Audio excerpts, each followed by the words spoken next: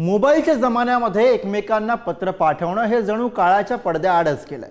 कारण एका क्लिकवरती आपला मेसेज आपण काही सेकंदांमध्ये समोरच्यापर्यंत पोहोचवू शकतोय.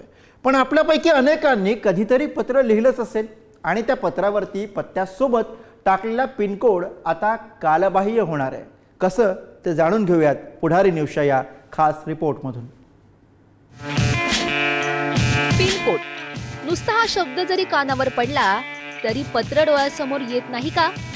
पत्र असो वा एखाद्याला पार्सल पाठवणं असो, अगदी ऑनलाईन शॉपिंग साठी सुद्धा जो महत्वाचा असतो तो म्हणजे आपला पिन कोड. पण आता हा 6 अंकाचा पिन कोड लक्षात ठेवण्याची गरज नाहीये. होय, कारण आता तुमच्या पिन कोडची जागा डीजी पिन घेणार आहे. भारतीय पोस्ट विभागानं डिजिटल क्रांती साधत आता तुमच्या पत्त्यापर्यंत सहज पोहोचण्यासाठी नवा पर्याय शोधलाय.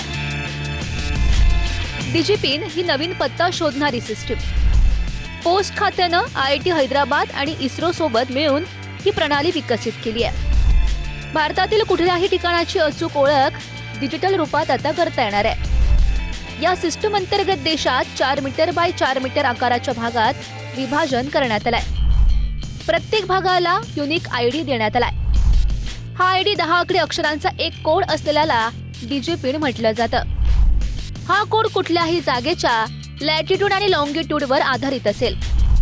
या सिस्टीममुळे एखाद्या गल्लीबोळातील कुठलंही ठिकाण सहज अचूक मिळू शकतं. आता तुमच्या घरी पार्सल योग्यरित्या पोहोचावं म्हणून तुम्ही तुमच्या ठिकाणचा डीजी पिन कसा जनरेट कराल हा प्रश्न तुम्हाला पडलाच असेल. तुम्हाला डीजी पिन जनरेट करण्यासाठी dac.indiapost.government.in MyDigiPin Home या अधिकृत वेबसाईटवर जावं लागेल. त्यानंतर तुम्हाला तुमच्या डिव्हाइसचं लोकेशन ॲक्सेस द्यावं लागेल, जेणेकरून तुमच्या लोकेशननुसार डीजी पिन तयार केला जाऊ शकेल. लोकेशन परमिशन दिल्यानंतर तुमचा डीजी पिन जनरेट होईल. त्याचा वापर तुम्ही आपत्कालीन सेवा, लॉजिस्टिक, कुरिअर डिलिव्हरी इतकंच काय तर कॅब बुक करण्यासाठी सुद्धा करू शकाल. डीजी पिन आणि पिन कोड दोन्ही पत्ते ओळखण्यासाठी वापरलं जात असलं तरीही त्यांची काम करण्याची पद्धत पूर्णपणे वेगळी आहे. पिन कोड हा 6 अंकी क्रमांक असतो जो खूप मोठ्या परिसराची ओळख पटवतो. डीजी पिन ही एक डिजिटल लोकेशन सिस्टीम आहे जी संपूर्ण भारतातील कोणत्याही ठिकाणाचं अचूक स्थान ओळखण्यास मदत करते. ज्याप्रमाणे पिन कोड 6 अंकी असतो त्याचप्रमाणे डीजी पिन हा 10 आकड्यांचा किंवा अक्षरांचा कोड असतो. या प्रणालीमध्ये संपूर्ण देश 444 मीटरच्या ग्रीडमध्ये विभागलेला असतो आणि त्यानंतर प्रत्येक भागाला 10 अक्षरांचा कोड दिला जातो. एकूणच डीजी पिन अधिक अचूक स्थान देतो तर पिन कोड फक्त परिसराबद्दलची माहिती देतो. डीजी पिन नक्की काय आहे हे आपण जाणून घेऊयात. स्वतः chief postmaster general Maharashtra circle Amitabh Singh यांच्याकडून.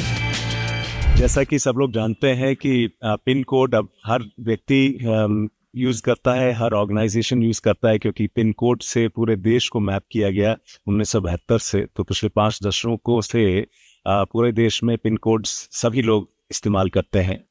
इस चीज़ को और आगे बढ़ाने के लिए पिन कोड से चिट्ठियाँ और पार्सल डिलीवर करने में आसानी होती थी, परंतु एक पिन कोड काफ़ी बड़े क्षेत्र को देखता है. डीजी पिन एक ऐसी चीज़ है जिससे हर एड्रेस को उसका जियोग्राफिकल यानी कि लैटिट्यूड और लॉन्गिट्यूड के तरीके से हर एड्रेस को पूरे देश में एक यूनिक आइडेंटिटी मिल जाएगी.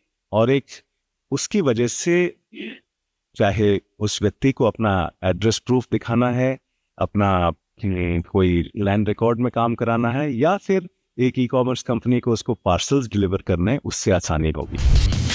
या पिन कोड प्रणालीचा शोध श्रीराम भिकाजी वेलणकर या मराठी माणसानं लावला.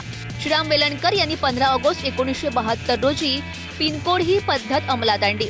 वेलणकर केंद्रीय दळणवळण मंत्रालयामध्ये अतिरिक्त सचिव म्हणून काम करत होते.